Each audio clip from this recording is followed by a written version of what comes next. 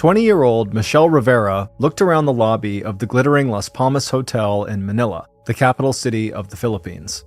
It was 10 p.m. on the evening of Monday, June 4th, 1990, and the beautiful young woman with long black hair was about to have her first ever face-to-face meeting with her future husband, who had just arrived from America.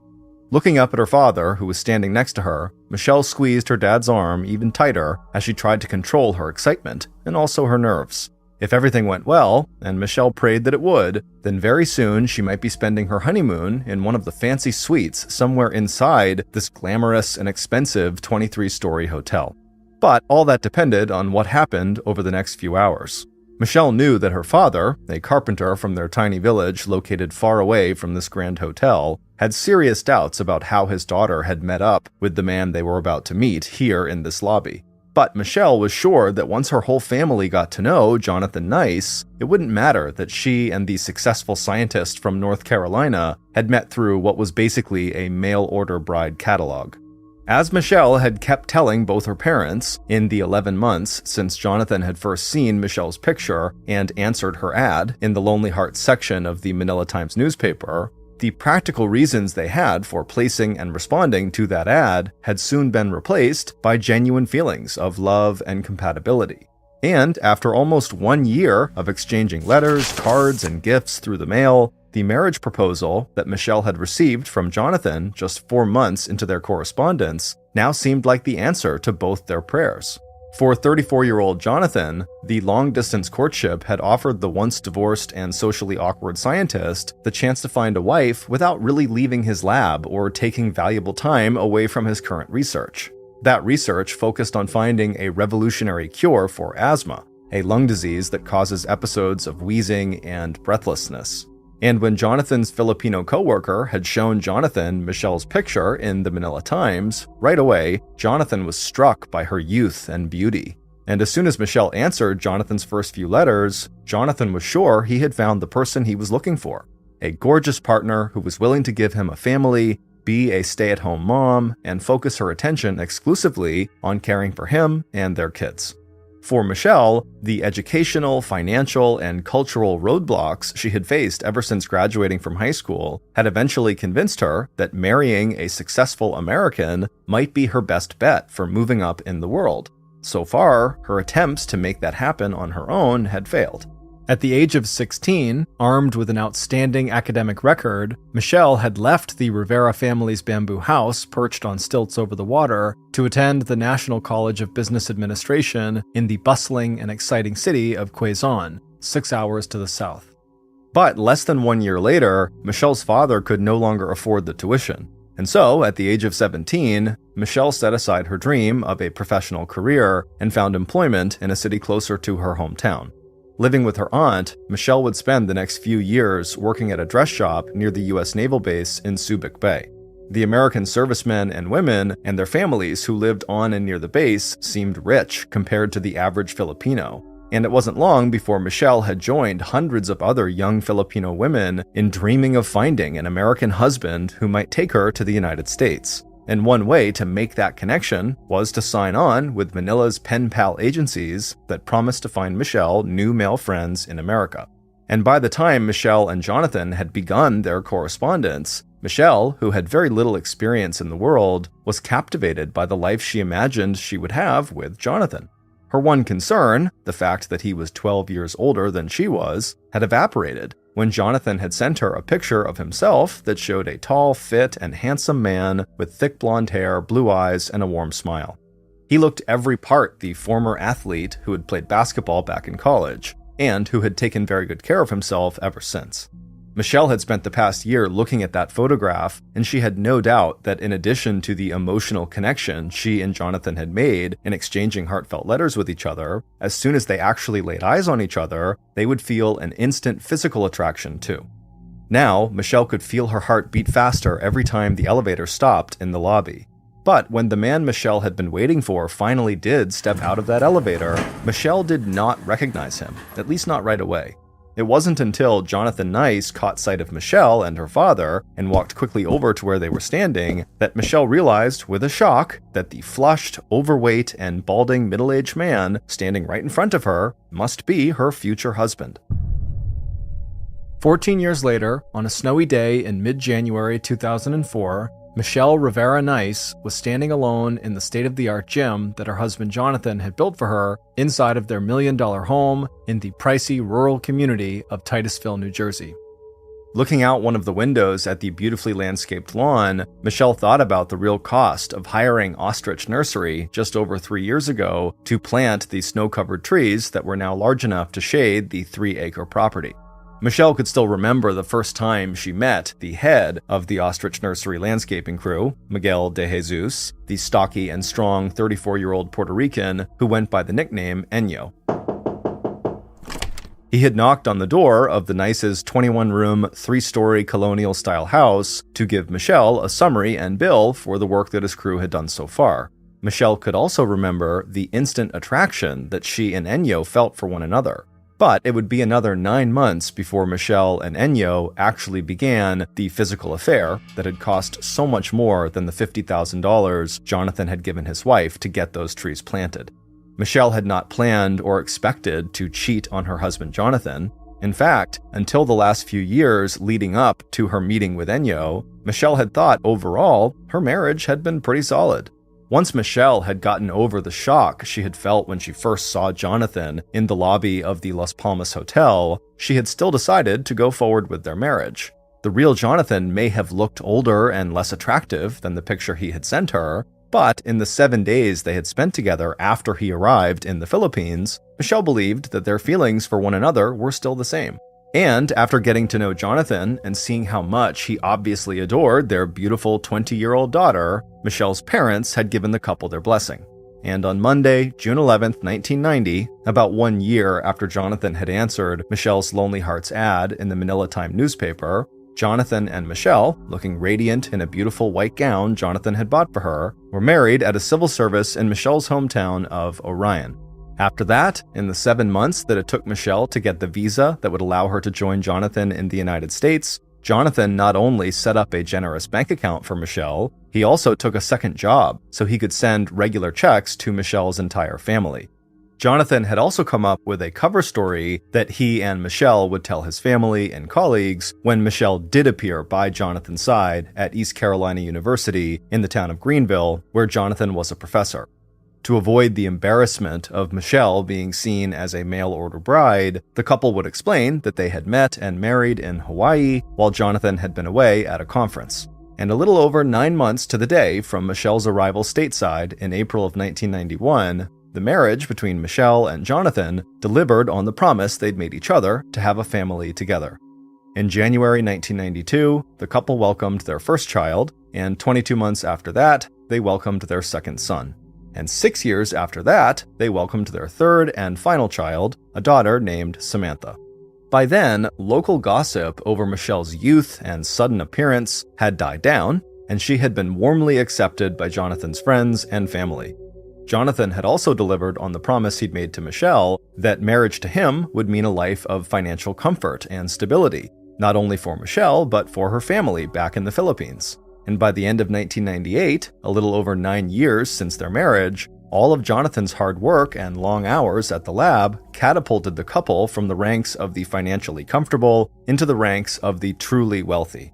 That's when Jonathan's research into a cure for asthma grabbed the attention of the $4 billion asthma drug market, and Jonathan launched his own multi-million-dollar company called Epigenesis.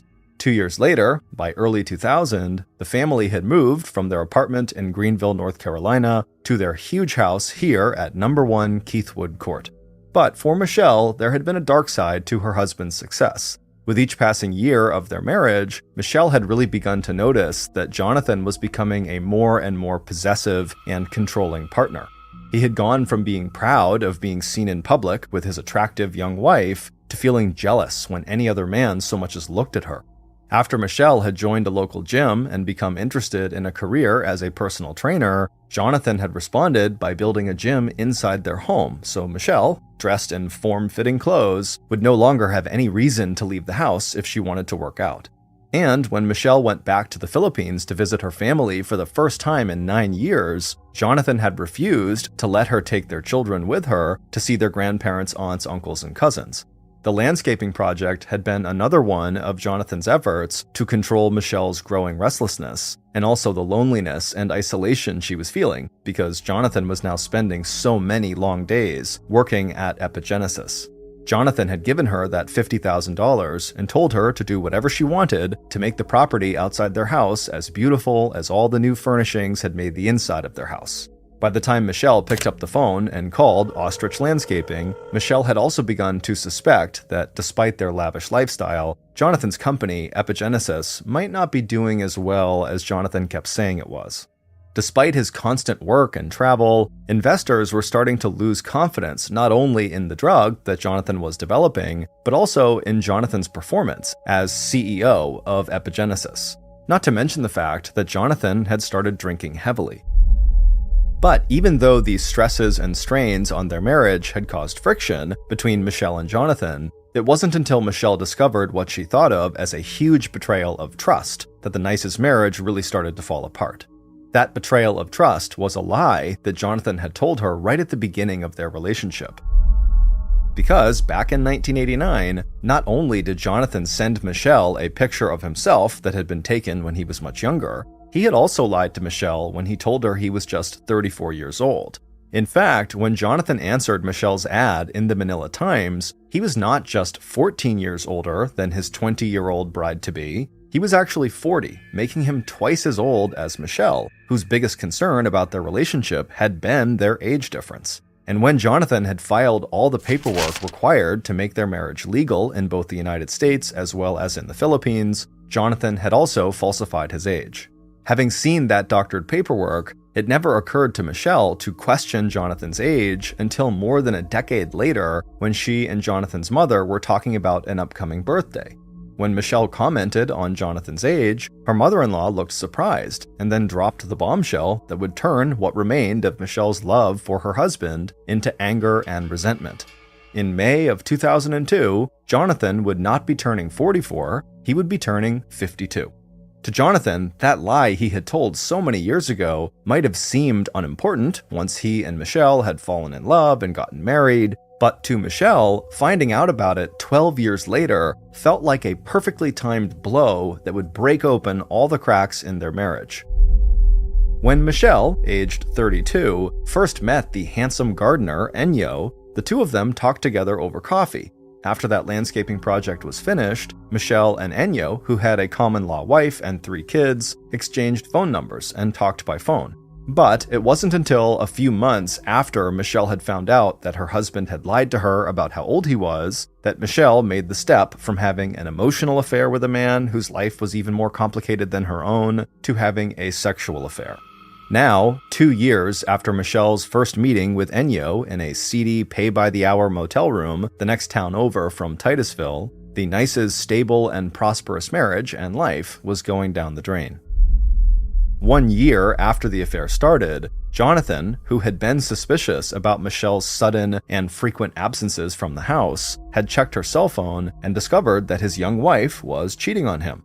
Enyo's wife had discovered the same thing and had kicked Enyo out of the house. After that, Jonathan went to the police claiming that he'd gotten a call from Enyo demanding $500,000 or Enyo would go public with a recording he had made of having sex with Michelle.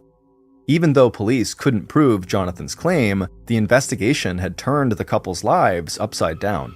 There had been a confrontation between Enyo and Jonathan, who had taken out a year-long restraining order against Enyo that forbid Enyo from coming anywhere near Michelle or the nice home. There had been angry calls from Enyo's wife, and Enyo himself had begun asking Michelle for money. And then everything else had fallen apart too. Jonathan's new cure for asthma turned out to be a failure, and 10 months ago, in March 2003, the board of directors at Epigenesis had fired Jonathan and kicked him out of the company he had founded 9 years earlier. The board had given him a generous stipend, but it wasn't enough money to support the family's expensive lifestyle. And 4 months later, Michelle overrode her husband's objections and got a part-time job working 25 hours a week behind a cosmetics counter at the local mall. Jonathan himself was now spending almost all day at home, enjoying time with his 3 kids, and also watching Michelle, who was now actively talking about wanting a divorce, even as Jonathan was begging her to stay with him and work on their marriage. Now, letting out a deep sigh, Michelle took one last look through the window before turning away and leaving her workout room.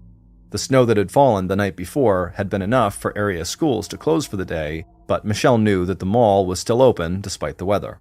Glancing at her watch, Michelle saw that it was close to 4 p.m., time for her to shower, change into her black uniform, pin her brass Chanel name tag to her breast pocket, and head to her evening shift behind the Chanel counter at Macy's department store. A few minutes after 4, Michelle heard the sound of Jonathan's car in the driveway. He had taken the 3 kids out sledding, and now they were home just for a few minutes before heading off to Samantha's gymnastics class, just long enough for Michelle to say hello and goodbye to all 4 of them, and for Michelle to remind Jonathan that after work, she'd be meeting up with a girlfriend at the mall, and then Jonathan and the kids all piled back into Jonathan's brand new big red Hummer and drove away. But even though snow seemed to be the only thing that set that Thursday afternoon apart from the dozens of other Thursdays that had come before, January 15th, 2004 was anything but usual for Michelle Nice. Because by the time Michelle walked out of the house that she and Jonathan could no longer afford and climbed into the Toyota Land Cruiser that they could also no longer afford, the mail-order bride from the tiny village in the Philippines had finally arrived at a decision about her marriage and her future. Putting the big green SUV in gear, Michelle headed out in the gathering darkness towards Quaker Bridge Mall, where she would clock into work at exactly 6:03 p.m. Along the way, Michelle kept checking her rearview mirror. It wasn't just the fights with Jonathan that had been keeping her on edge lately. As Michelle had recently told her close girlfriend, as well as her husband, Michelle had begun to suspect that when she did leave the house, there was someone out there who had begun keeping an eye on her.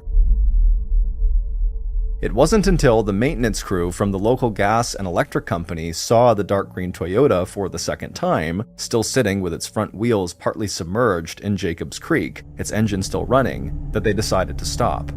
It was around 7 a.m. on Friday, January 16th, and the 2 men had spent the entire night working on electric poles and wires that had come down in the recent snowstorm. They'd first spotted the Land Cruiser an hour earlier on their way to get breakfast. Even though the SUV was parked 15 feet below the roadway, it was still easy to see, and with its engine on and front wheels standing in about 6 inches of water, the men had assumed that the vehicle must belong to a local hunter or someone who was out fishing. Now, breakfast finished and heading back to work, the men weren't so sure. And a few minutes later, after scrambling down the snowy embankment from their service truck to take a closer look at the Toyota, their curiosity and concern turned to horror.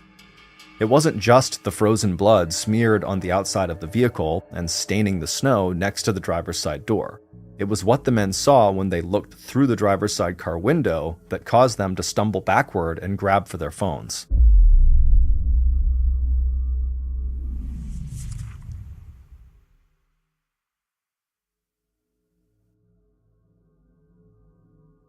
Within minutes of the 911 call to the Hopewell Township Police Department, Jacobs Creek Road was swarming with emergency vehicles responding to the frantic report of a dead body found inside of the dark green Toyota Land Cruiser near an abandoned campsite down at the edge of Jacobs Creek.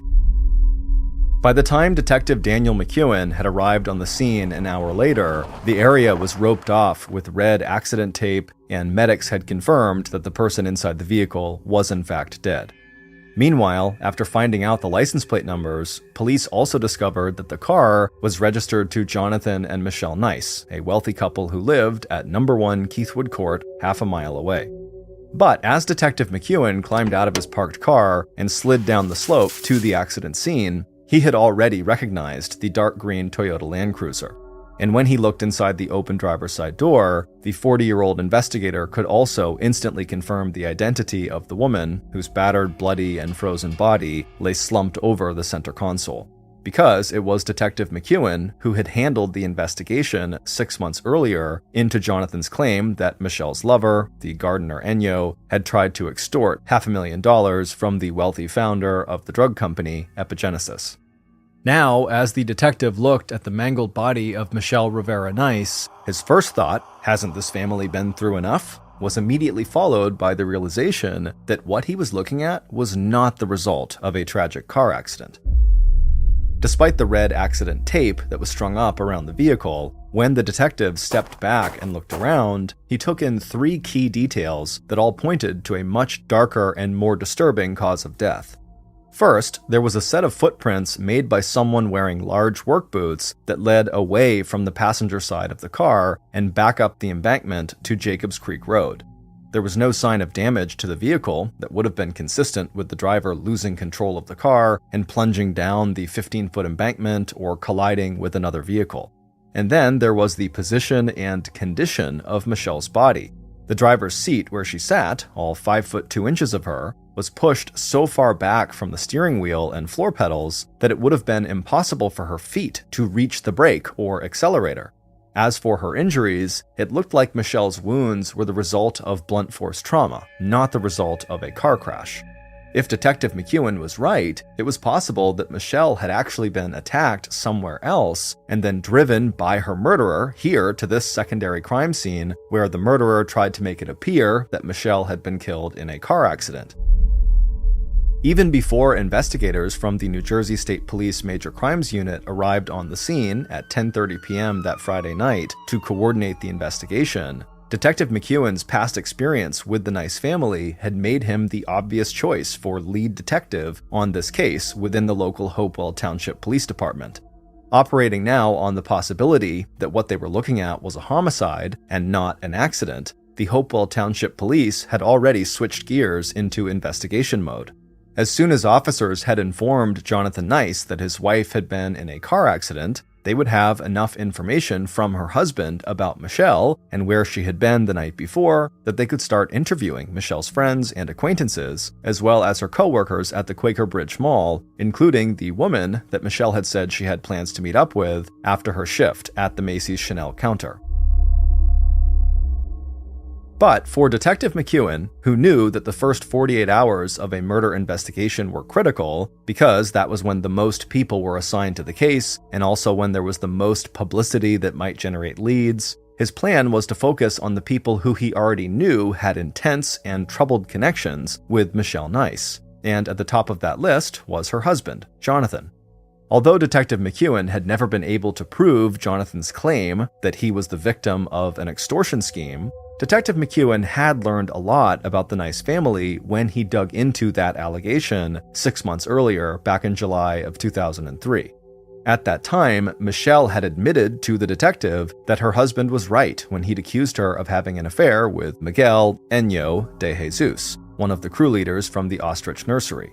And the detective had seen firsthand the turmoil that affair had caused, the confrontation between Jonathan and Enyo, the fight over the restraining order against Enyo, the angry phone calls that Enyo's wife had made to Michelle. Michelle had also told the detective and Jonathan that she had ended the affair after Enyo had started asking Michelle for, quote, loans, end quote, and showing as much interest in her finances as he was showing in her.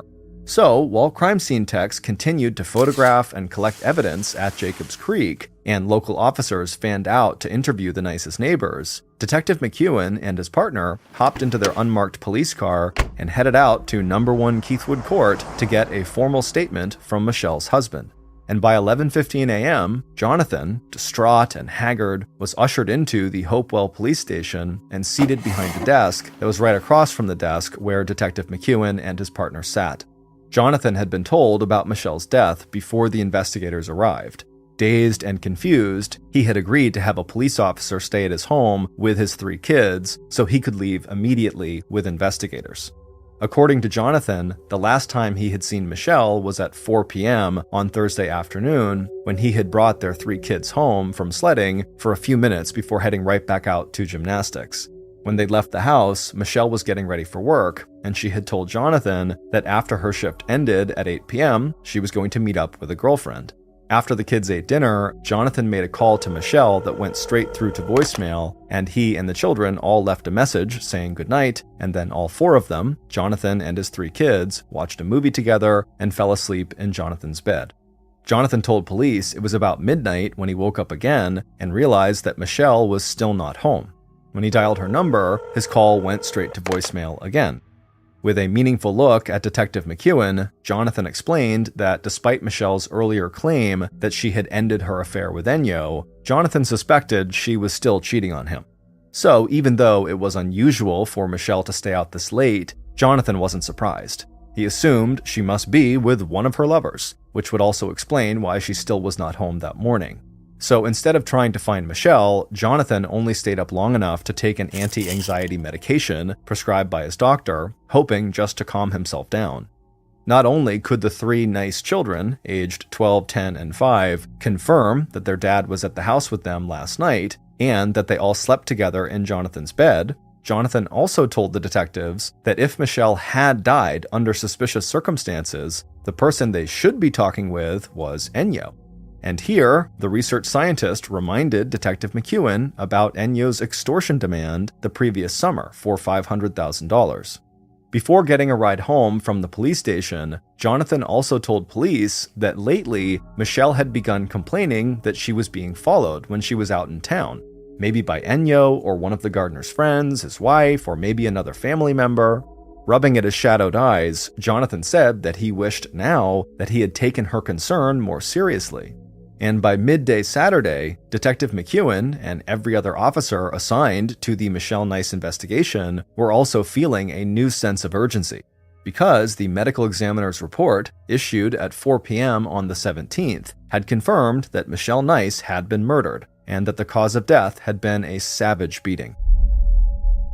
2 hours after that report was issued, the other prime suspect on Detective McEwen's list, Miguel Enyo de Jesus, accompanied by his attorney, walked into the Hopewell Township Police Department. During the extortion investigation the previous summer, Detective McEwen hadn't just found out a lot about Michelle and Jonathan Nice, he'd also found out a lot about Enyo. Like the fact that the gardener used several different names and social security numbers in an effort to avoid paying court-ordered child support to a family from an earlier relationship.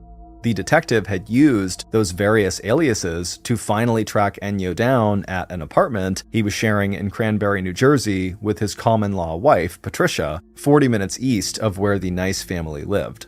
But it wasn't until Enyo had lawyered up that he was willing to speak with investigators. And with that lawyer sitting next to him, Enyo made a series of admissions that would put him squarely in police crosshairs. According to Enyo, he and Michelle had resumed their affair just 2 months after Michelle had told her husband that the affair was over, and while Enyo was still subject to the restraining order to keep away from the Nice family. Enyo also admitted that he had met up with Michelle on Thursday night before she was killed, when the couple had rented a cheap motel room for 2 hours. But Enyo, like Jonathan Nice, also had an alibi. According to the gardener, after they had checked out of Mount Motel, Enyo had driven Michelle back to the Quaker Bridge Mall and kissed her goodnight at 12:30 a.m., just as Thursday night clicked over into Friday morning. Then, in an effort to hide where he'd been from his wife Patricia, Enyo said he met up with a friend at a bar 40 minutes from Michelle's home before heading to his own house at 1:15 a.m., where his wife was awake and waiting for him.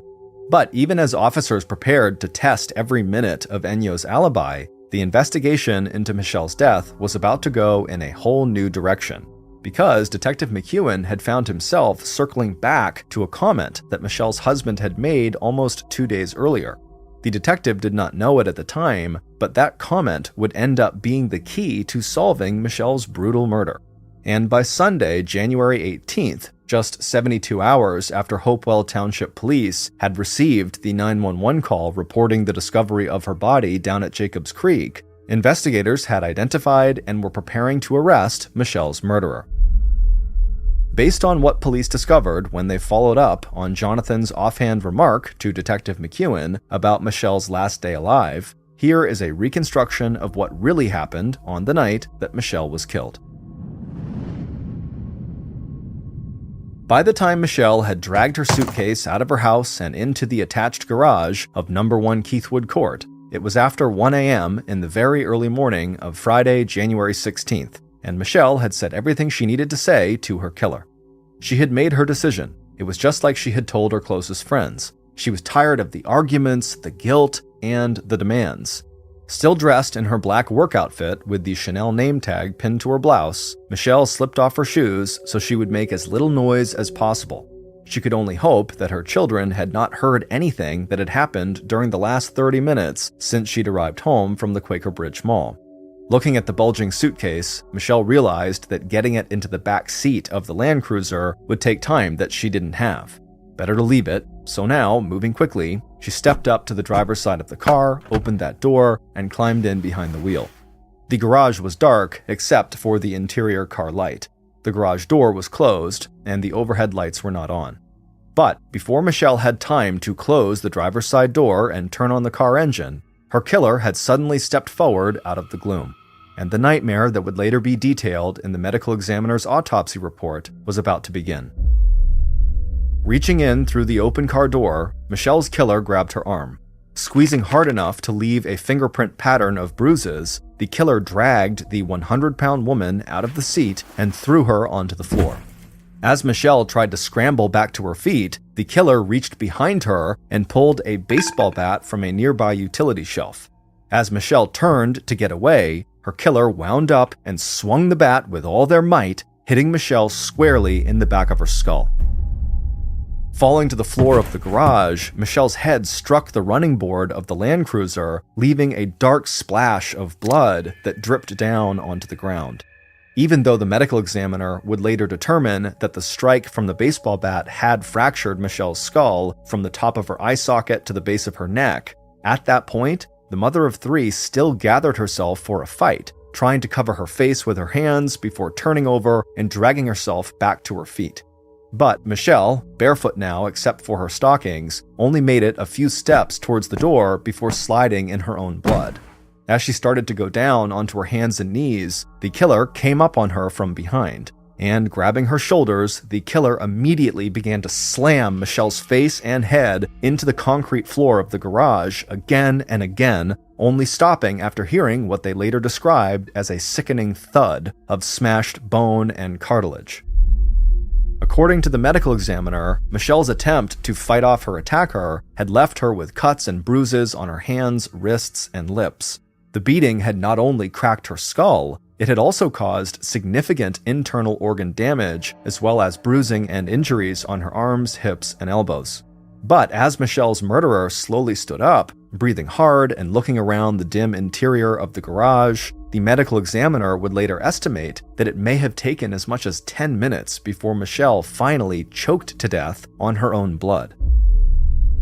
In that time, the killer thought through the next steps. Leaning down again to check for a pulse that was no longer there, a jolt of adrenaline surged through the killer. Gathering up Michelle's small body, the killer pushed her into the driver's seat of the Land Cruiser. Then the killer grabbed Michelle's blood-spattered suitcase, shoving it onto the back seat of the Toyota. Oblivious to the biting cold, at 2:15 a.m. on Friday morning, the killer circled the big green SUV and climbed into the passenger seat. Reaching over and starting up the engine, the killer gripped the steering wheel with one hand and used the other to click open the garage door. Then, awkwardly, making sure the headlights were turned off and using the long handle of an ice scraper to push the pedals of the accelerator and brake, the killer put the car into reverse and began backing out of the garage. Once the killer had enough room in the driveway to turn the car around, they immediately lost control of the vehicle, veering off the driveway and onto the front garden before finally coming to a stop back on the driveway. With the car now in park, the killer leaned over the center console and pushed the driver's seat back as far as it would go so there was more room to manipulate the floor controls with the handle of this ice scraper. Or, as police believe, for the killer to climb into the driver's seat and drive the car while sitting literally on the lap of Michelle's bloody and lifeless body. A few minutes later, the killer was driving slowly along the narrow, dark stretch of Jacobs Creek Road, looking for the white picket fence that was the one break in the guardrail that separated the road from the embankment leading down to Jacobs Creek. Once the killer saw the white wooden fence, they slowed, then steered the car so it broke and then ran over the fence. A moment later, and the big car had dropped gently down the 15-foot slope, passed through the middle of the small campsite, and broken the surface ice of the creek before the front wheels came to rest in 6 inches of water. 14 years earlier, when Michelle had met her future husband for the first time in person in the lobby of the Las Palmas Hotel, the one feature she had recognized from the photograph he had sent her of a much younger version of himself was his height. Now, after looking at his wife's dead body slumped over in the seat next to him, her right eye swollen shut, and the white bone of her skull showing through the cuts on her forehead, Jonathan Nice opened the passenger side of the family Land Cruiser and unfolded his heavy 6-foot 4-inch frame from the car as he stepped out onto the smooth expanse of unbroken snow. It was 3:15 a.m. Jonathan had been waiting for Michelle when she arrived home 2.5 hours earlier. As soon as her car had pulled into the garage, Jonathan had used the remote to close the garage door before beginning what was by now a familiar and vicious argument about Michelle's ongoing affair with Ennio. This time, though, Michelle didn't just tell her husband that she wanted a divorce, something she'd been saying for almost 5 months. This time, Michelle had walked into their bedroom, pulled out a suitcase, and begun packing to leave. For a long time now, Michelle had suspected that Jonathan had hired someone to follow her or was following her himself. Michelle had also come to believe, after finding a condom inside one of Jonathan's travel bags, that she wasn't the only one in this marriage who was being unfaithful. Now, Jonathan turned so he was facing the embankment and wearing a pair of shoes he had constructed himself by gluing size 12 work boot soles onto the uppers of a pair of comfortable moccasins. He left the car and trudged through the snow back up to Jacobs Creek Road. From there, dressed in pajama bottoms and a t-shirt, he walked the mile back to the house on Keithwood Court, where he spent the next few hours covering his tracks. He dumped some of his bloody clothes and towels he'd used to clean the garage floor into the washing machine to soak, turning the water in the tub pink. He filled white plastic trash bags with the blood-soaked paper towels he also used to clean the floor and walls before spot painting areas of the garage to cover blood spatter. He stuffed his wet black PJ bottoms behind the couch and then used a saw to cut the soles of his shoes away from the moccasin uppers before cutting the soles into small pieces and hiding them throughout the house. And he left the baseball bat, still stained with Michelle's blood, on the storage shelf where he had grabbed it a few hours earlier. And then, Michelle's husband and killer went upstairs and crawled back into bed with his 3 kids and waited for the call that would tell him that Michelle had been killed in a tragic car accident out on Jacob Creek Road. It would turn out that from the moment Detective McEwen and his partner arrived at number 1 Keithwood Court on the morning that Michelle's body had been discovered and saw the crazy tire tracks in the snow on the Nice driveway, the detective had suspected that Jonathan Nice must be involved in Michelle's murder. Ever since meeting the Nice family back in July of 2003, the detective had been convinced that Jonathan's extortion claim against Ennio, along with Jonathan's claim that Ennio had threatened to hurt Michelle, were completely unfounded. And in conducting interviews back in the summer and again now that Michelle was dead, what he kept hearing from people close to Michelle was that Jonathan's lies about his age and his escalating attempts to control his younger wife, coupled with Michelle's resentment and restlessness, had turned the couple's marriage into a volatile stew of jealousy and, finally, uncontrolled rage. But despite these suspicions, it wasn't until Jonathan contradicted the formal statement he had given police that Detective McEwen had the grounds he needed to get a warrant that would allow police to search the Nice home for physical evidence that would tie Jonathan to his wife's murder. That moment came when Jonathan, riding with the detective back to the Nice home after Jonathan had sworn to police that the last time he had seen his wife was at 4 p.m. on Thursday afternoon, broke the silence inside the police car and told Detective McEwen somewhat offhandedly that until Jonathan and Michelle had fought later on the night when Michelle got back from work, Jonathan had really believed that the couple could make their marriage work. So, even as local police were out on Saturday tracking down and then interviewing Michelle's lover, Ennio, members of a special 13-member joint task force of state and local law enforcement, armed with a search warrant, were entering number 1 Keithwood Court, where, over the next 3 days, they would find one incriminating piece of evidence after another. On Sunday, January 18th, 2004, 2.5 days after the discovery of Michelle's body, Jonathan was brought into the Hopewell police station for a second interview, during which the 54-year-old scientist confessed to the murder of his 34-year-old wife. Jonathan would go on to say that he acted in self-defense after Michelle, who was 1 foot shorter than her husband and weighed 100 pounds compared to his 240 pounds, had threatened him with either a stiletto knife or the heel of one of her high-heeled shoes. The jury that found Jonathan Nice guilty of passion, provocation, manslaughter 19 months later did not buy that story, but they did reject the prosecution's claim that Michelle's death was premeditated. In September of 2005, Jonathan Nice was sentenced to 8 years in prison. 5 years later, he was released and returned to his kids, who had been placed in the care of Jonathan's brother and sister-in-law. In 2012, 8 years after Michelle's murder, Jonathan founded a successful new company that sold drugs claiming to cure the symptoms of cancer in dogs. But 8 years later, in one final twist to a story that had caused a national sensation back in 2004, a federal investigation proved that Jonathan's so-called cancer-curing drugs were a fraud, and that Jonathan's company was nothing more than a money-making scheme that had netted more than $1 million. And on Friday, December 23, 2022, 18 years after murdering his wife Michelle, Jonathan Nice was convicted by a federal grand jury of wire fraud and the interstate shipment of misbranded animal drugs. As of June 2023, the 73-year-old scientist now faces a large fine and up to 32 more years in prison.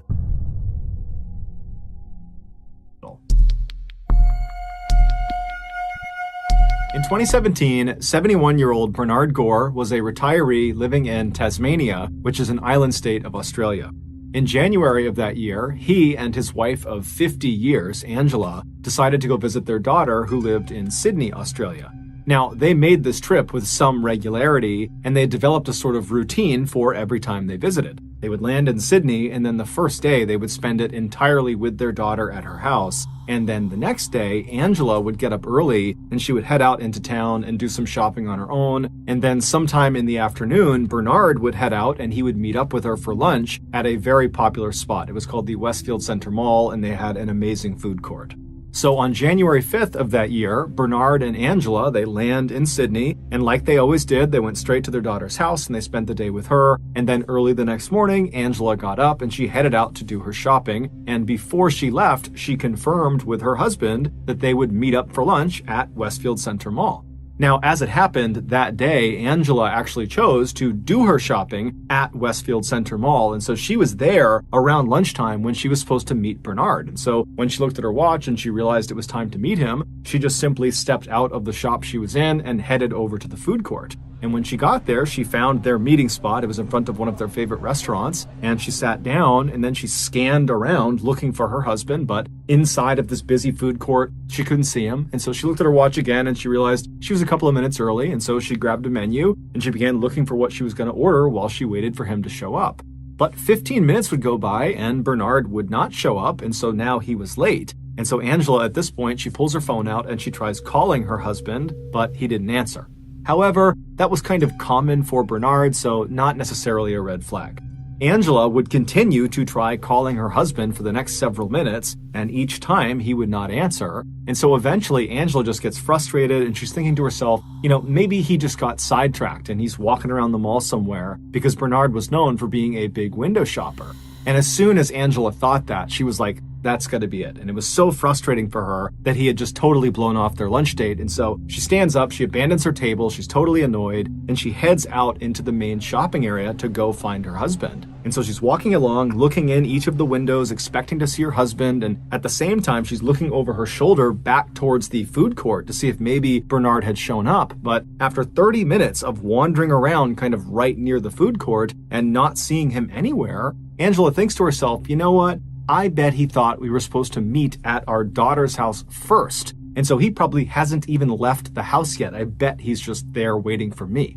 And so Angela, when she realizes this, she stops looking for him in the mall. She turns around and she begins walking towards the mall exit. But before she reaches the exit door, a terrifying thought crosses her mind. What if Bernard got confused and has no idea where he is right now? A recent unfortunate development for Bernard was that he was showing early signs of dementia. It hadn't fully taken a hold of him yet, but he was clearly starting to forget things that he shouldn't. And so as soon as Angela thought of this, she went from being annoyed with her husband to being very worried about her husband. And so she sped through those doors outside and speed walked all the way back to her daughter's house, which was not far from the mall. And the whole time she's walking, she's telling herself she's going to walk inside and she's going to see Bernard. He's going to be in the house. But when she got to the house and went inside and saw her daughter said, "No, Dad left about 2 hours ago to go meet you. I haven't seen or heard from him since." Now, of course, both of them were extremely worried for Bernard, but they decided to just stay calm, that the best thing they could do right now would just be to stay put, stay at their daughter's house and wait for Bernard to eventually come back, because the only other logical place he would go would be his daughter's house. And so they sat at the house, just kind of waiting, looking at the door, waiting for him to come in, but he didn't. And by 8 p.m., 6 hours after anybody had last seen Bernard, he still had not shown up. They couldn't get in touch with him, and so Angela called the police and reported him missing. Immediately, the police contacted the Westfield Center Mall security team and said, "Hey, we're looking for this guy." And they went right down to the food court where Bernard and Angela had said they were going to meet. And the mall security team walked all around, and they walked into all the nearby shops and kind of scanned the immediate vicinity near their meeting spot. But they reported back to police that there was no sign of Bernard. And they would also tell police that after reviewing their camera footage, and this mall had hundreds of cameras covering every angle, inside and out. I mean, everything is covered. They would tell police, after reviewing the footage, we didn't see Bernard enter or exit the mall at any point today. He was not here. And so the police, they take this information and they go back to Angela that night and they say, "Hey, look, we talked to the mall, and based on their security footage, they have no record of Bernard ever being in the mall. Do you have any idea where he could have gone?" And Angela would say, "No, the only places would have been the mall or maybe at our daughter's house." This is also when Angela explained to police that her husband had early signs of dementia, and so it was possible that he might have just gotten confused and he could be out on the street somewhere. But she assured the police that her husband, whenever this happened, whenever he got confused, he would just sit down and he would try to ask for help from anybody passing by, or he would just sit where he was and he would wait for his family to come find him. And so with this knowledge, the police went back out and they widened their search and they began looking in all the areas that were within walking distance of the Westfield Center Mall. At the same time, Angela and her daughter began trying to retrace Bernard's footsteps from the daughter's home in the direction of the Westfield Center Mall to see if maybe there was something obvious along the route that might have sidetracked him and kind of led him astray, and that maybe he'd be somewhere else in those directions. But as they were walking around, there really was nothing that stood out to them. And then eventually it just got too dark out and they had to just turn it in and go back to their house and hope that the next morning when they got up, the police would have found Bernard and that he was okay. But the next morning when they got up, the police had not found Bernard. There was no sign of him. There was no clues, nothing. And unfortunately, over the next several weeks, there was no sign of Bernard. Nobody knew what happened to him.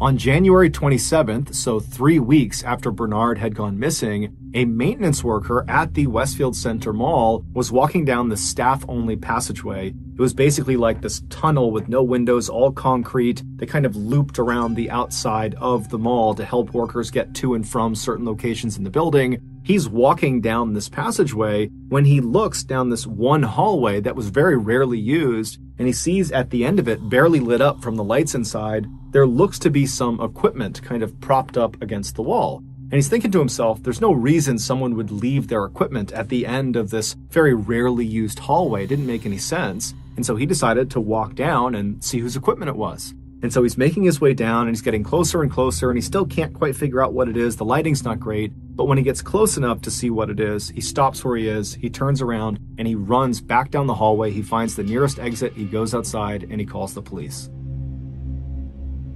Back on January 6th, on the day that Bernard and Angela were supposed to meet up for lunch, Bernard did leave his daughter's house and he walked straight to the mall, and he got there. He arrived at the Westfield Center Mall and was picked up on camera walking into their food court. But the staff at the mall who reviewed the footage for police, they only looked at a handful of cameras. There's hundreds of cameras. They only looked at a couple, and so they missed this crucial footage of Bernard.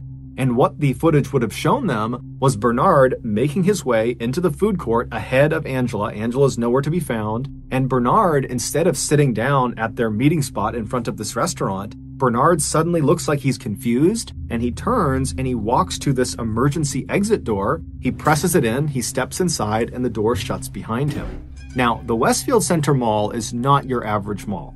It is massive. There are 6 floors to it, nearly 300 shops and restaurants, but what truly makes it massive is something that the public doesn't usually see.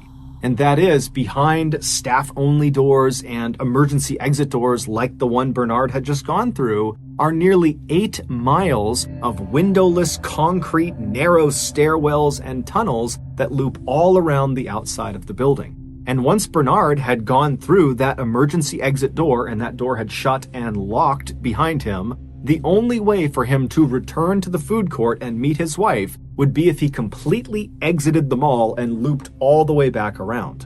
But in order to exit the mall from where he just entered, he would need to go to a very specific exterior fire exit door that was several floors below him, and to get to it required following this very confusing signage on the walls. And so if you did it correctly, you would basically go down the hallway, find this particular stairwell, you'd go down a couple of levels, and then at some point, without really any signage, you would get to the appropriate floor and you'd go down the hallway into this maze of more hallways, and then finally you'd reach this kind of nondescript exit door, and that would be your exit. Finding your way from where Bernard entered all the way to the exit of the mall would be challenging for someone thinking clearly, and clearly Bernard was not.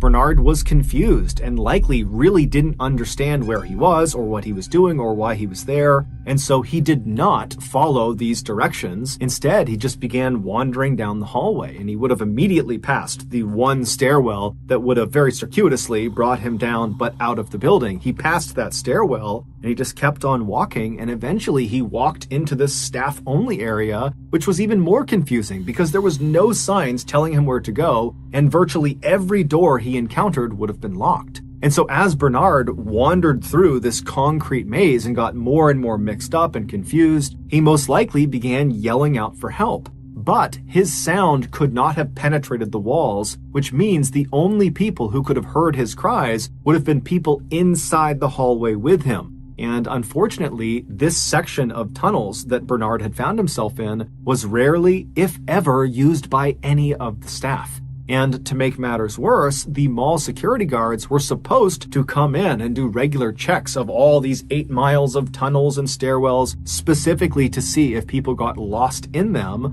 But over time, the security guards kind of stopped doing that. And there were no security cameras inside of this particular segment of tunnels that Bernard found himself in, and there was no cell phone reception, so had he tried calling anyone, it wouldn't have worked. And so truly, Bernard was on his own.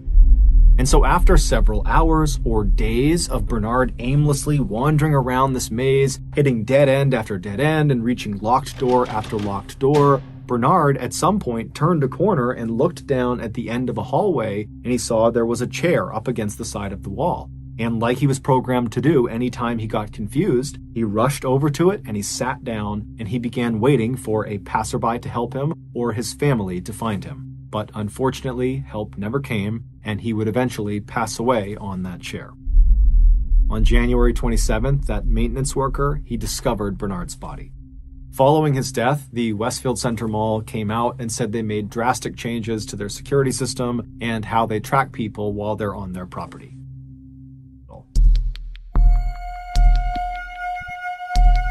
On Saturday, September 30th, 2017, a staff member at a North Wales country club noticed water leaking out of the bottom of an outside wall of one of their many bungalows. These bungalows, which were generally just vacation rentals, were single-story white structures situated up on this beautiful green hillside.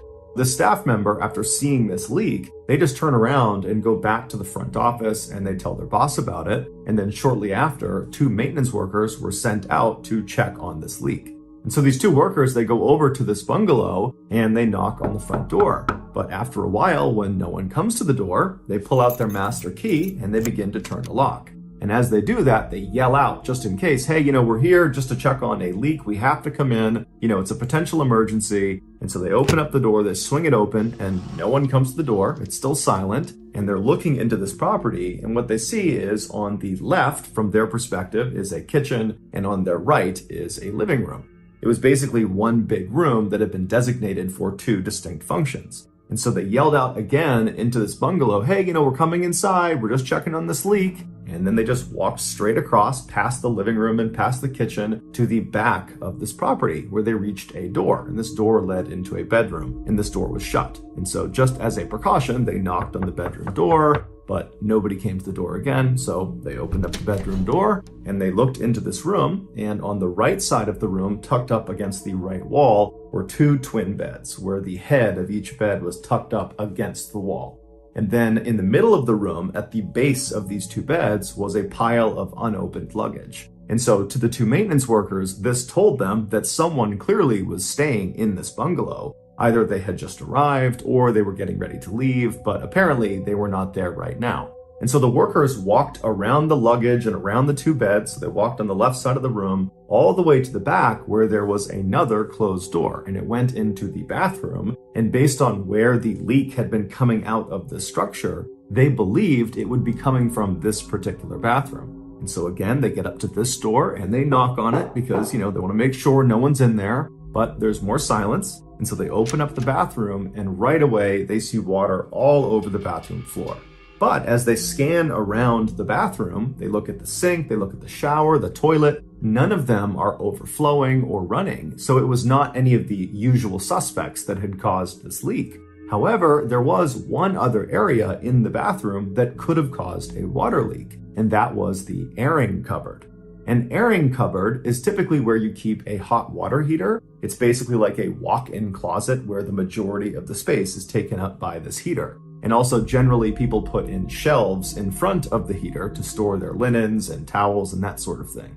And in this bungalow, the airing cupboard had its own door and it was right in the bathroom. And this door to the airing cupboard was right to the left of the door that led into the bathroom from the bedroom. And so these two workers, they reached over and they opened the door that led into this airing cupboard. And as soon as it swung in, they could tell right away where the leak was coming from. And they could tell right away they had a much, much bigger problem.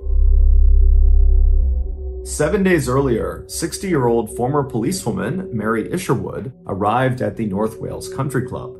She and her ex-husband had for a long time owned one of these bungalows. However, they almost never stayed in it. They basically used it as an income property, renting it out to vacation goers. But they had recently decided that they wanted to actually sell the property. And so before the sale became final, Mary had told her ex-husband that she just wanted to go and spend a week actually enjoying the property and actually take a vacation there. And so originally she and some friends were going to go to this bungalow and spend a week there. But right before they were going to leave, Mary's friends all said they couldn't make it. And so Mary decided she would just go on her own.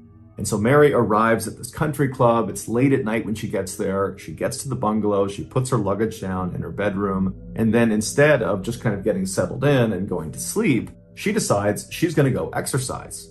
Mary was incredibly fit and healthy. She loved playing golf and running and exercising in general. And she knew the club had a pool. And so she reached into her luggage and she just pulled out a bathing suit. She switched into that and then she went down to the pool and did some lap swimming. After that, she came back to her room where she took a shower and then she climbed in bed without any clothes on. That was just how Mary liked to sleep.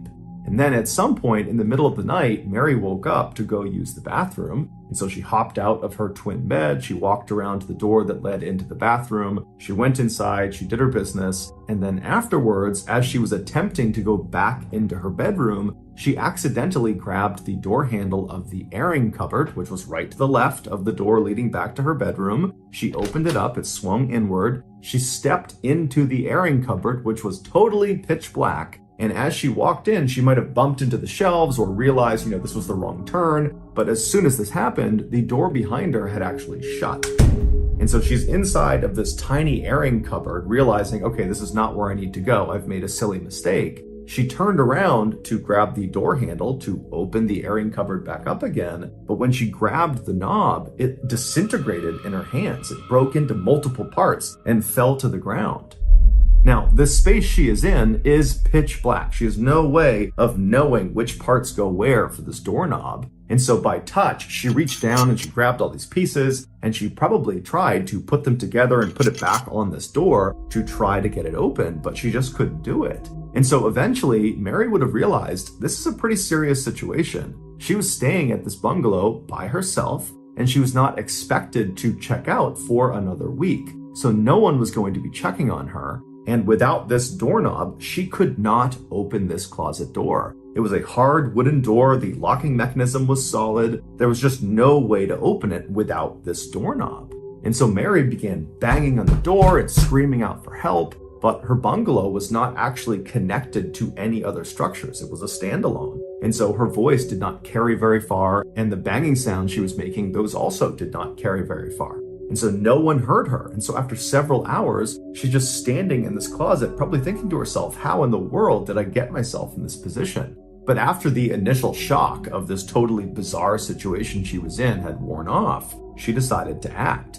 And so she turned away from the door and she faced towards the back of this closet. She would have been face to face with a row of shelves, but she wouldn't have been able to see the shelves because it was totally dark. And then beyond the shelves, farther into this closet, was the actual hot water heater. There was no wall behind the shelves. Basically, there was a space behind the shelves where this heater was. And so Mary grabbed one of these shelves and she managed to break it off the wall. And then she turned around and used this piece of wood and tried to smash the door, but very quickly realized that was just going to do nothing. However, she began striking the wall right next to the door, and she realized she could break through the drywall. She was starting to kind of burrow a hole. And so maybe she thought to herself, if I can just build a hole big enough right next to the door, I can reach through the hole and maybe open this cupboard from the outside. And so she began using the shelf to smash this wall, and she's burrowing as fast as she can, but the progress must have been very, very slow because she decides she needs a different tool. So she turns back around, so she's facing the shelves again, and she breaks down a few more shelves to clear a path to get to the water heater. And then once she could step past the shelves, once there was a path, she got right in front of this water heater, and then by touch began feeling around for any pipes extending off of the heater. And when she found one, she got a good grip of it, and she began yanking and tugging on it until she managed to rip a piece of pipe off of the hot water heater. Now, as soon as she did that, she now had a pipe that was a far better tool for burrowing and creating this hole in the wall. However, as soon as that pipe broke off, cold water began leaking out of this hot water heater, the water that had not been heated yet, and it was being sprayed all over the inside of this cupboard. Now, this was a very small space, and so there was no way for Mary to get out from under this cold water, and so it was a shocking and probably very painful experience. But she now had her tool and figured, okay, this is awful, but I'll just use this tool, I'll burrow this hole, I'll get this cupboard open, and I'll get out of here. And so with the water raining down on her, Mary used her new piece of pipe and began digging and burrowing at that spot right next to the door. But after a while, probably several hours, she struck a brick wall. There was no way she could actually push through this wall and reach around and open the cupboard door. There was nothing she could do. It was a dead end. And so totally devastated and probably very exhausted from all the energy she used to burrow this hole, she stopped. She's still getting rained down on by all this freezing cold water. And instead of just totally giving up, she just turned and faced the wall that was leading into her bedroom. She began digging again, using this tool all over again to now dig a new hole on this other wall, most likely hoping that she could literally burrow a hole big enough that she could actually crawl through into her bedroom and escape. And so after several more hours of digging as fast and as hard as she could, while also periodically banging on the door and screaming out for help, she did eventually push through into her bedroom. However, in a cruel twist of fate, when she did finally poke through this wall, there was no bricks in the way, she hit what felt like another dead end. But in fact, what it was a picture frame with a glass cover across it had been screwed onto the wall in her bedroom. And this painting was right over where she was digging this hole. And so in her totally exhausted and panicked and saddened and scared state, She hits the back of this painting, and again, it's pitch black, and she's feeling through the hole most likely, and she's touching this hard back of this painting, and she's realizing, oh my goodness, I've hit another dead end. There's nowhere for me to go. Even though, in reality, she could have very easily just broken through that frame and then maybe made the hole a little bit bigger, and then she could have squeezed through it and escaped. But she didn't know that, and so she eventually just slouched to the ground and accepted her fate. 6 days later, when those two maintenance workers opened the airing cupboard door, they found Mary's body slumped up against the wall inside this closet. She had died of hypothermia. It would turn out other residents of the other bungalows nearby heard banging coming from this bungalow on Saturday night, the night that Mary actually got stuck. And then they also heard the banging the following morning, on Sunday morning. But none of the other residents reported it because they believed it was just construction or some other maintenance work. However, there was one couple staying in one of the nearby bungalows that thought there was something off about this banging, and they told each other if the banging persists past 5 p.m. on Sunday, so that's the day after Mary got stuck, this couple told each other that if it continues past 5 p.m., we'll report it. But as it happened, Mary stopped banging on the walls and yelling for help right around 5 p.m. on Sunday. And so this couple, right as they're getting ready to go tell the front desk, the banging stopped, and so they stopped worrying about it. It's unclear how long Mary survived after she stopped banging around 5 p.m. on Sunday. It could have been minutes, it could have been hours, it could have been days. Mary's family would ultimately sue the country club for negligence. However, the outcomes of this case have not been made public.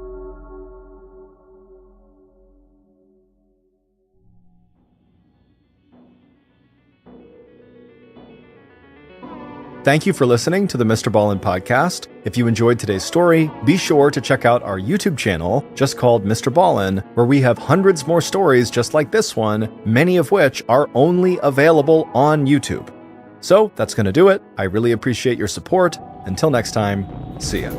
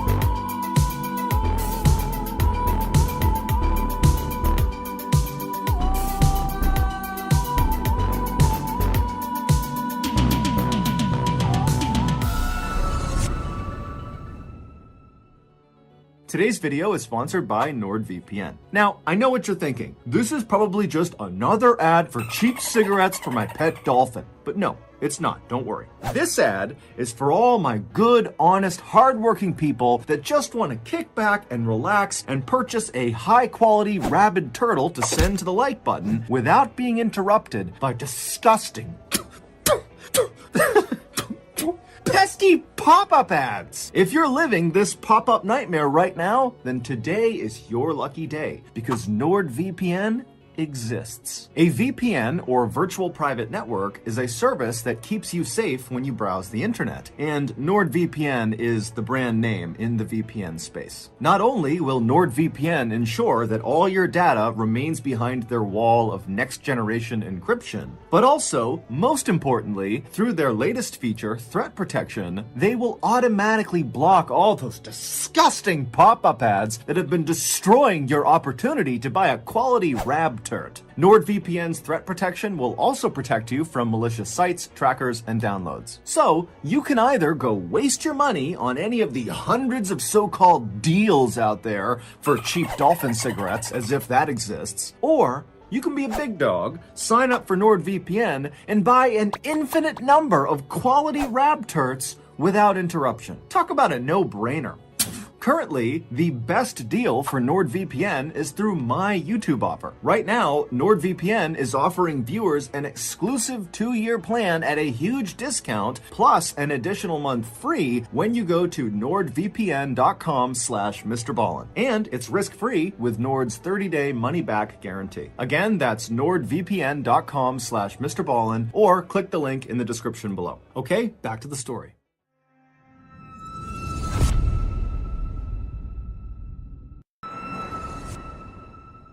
Before we go any further, I want to tell you about today's sponsor, Experian. Back when I was just a young buck in college, I was broke. And so naturally, I took out a credit card with a $5,000 limit and immediately maxed it out on buffalo chicken calzones and beer. Now, as soon as my card got declined, I didn't pay it off. Instead, I just took the card, tucked it back into my wallet, and forgot about it. But the bank did not forget about my $5,000 debt, and my failure to pay it back wrecked my FICO score. A FICO score is a type of credit score. Over the last 10 years, I've been able to rebuild my credit score, but it has been a slow and painful process. And so my suggestion to you is to avoid the unpaid beer and calzone credit trap and just closely monitor your credit score. And with Experian, you can do that for free. In addition to closely monitoring your credit score, they will also send you alerts anytime your credit changes. Experian also offers a dark web scan. If you've ever been the victim of a data breach, and you may not know if you have or not, your information potentially could live in the dark web. And that's a place where criminals could use it to commit fraud. And if that happens, it'll wreck your credit along with a bunch of other horrible things, unless you catch it and report it. And on that, if you do find inaccuracies on your credit report, you can easily submit disputes and track those disputes on Experian's online dispute center. It is time to take charge of your credit. Get Experian credit monitoring, alerts, your FICO score, and that dark web scan all for free. Just go to Experian.com/MrBallen. Again, that's EXPERIAN.com/MrBallen.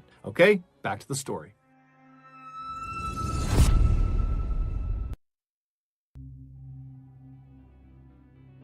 Thank you for listening to the MrBallen podcast. If you got something out of this episode and you haven't done this already, please offer to do the 5-star review button's eyeliner, but use a wide tip black Sharpie. Also, please subscribe to the MrBallen podcast on Amazon Music, because starting November 1st of this year, 2022, our podcast is only going to be available on Amazon Music. However, from now until November 1st, you can still get the podcast on all platforms: YouTube, Spotify, Apple Podcasts, Google, everywhere.